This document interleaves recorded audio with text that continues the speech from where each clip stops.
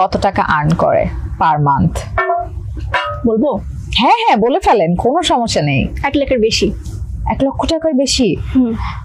দেখছেন দর্শক কত কত টাকা আর্ন করে, কত টাকা আর্ন করে তারা। আর আপনারা বলেন যে বিদেশ ভ্রমণ করতে গেছে অন্য কেউ নিয়ে, এটা হইলো? বলেন এটা হয় না। হ্যাঁ এবার একটু শুনি যে আপনি যেহেতু বিদেশ ভ্রমণ করে আসছেন রিসেন্ট, হ্যাঁ মানে কার সাথে গিয়েছিলেন? ফ্যামিলি, ফ্রেন্ডস, ভালো লাগার মানুষ? আচ্ছা, আসলে শুটিং করতে করতে একটু বোর হয়ে গিয়েছিলাম, দেশের পরিস্থিতি যেহেতু খারাপ, সবকিছু জানেন। তো আমি শুটিং করতে করতে বোর হওয়ার পরে আমার না ভালো লাগছিল না বাংলাদেশে, মন টিকতেছে না আমার। তখন আমি মানে একটা ভ্যাকেশন দরকার। হ্যাঁ হ্যাঁ, একটু ট্যুরের দরকার।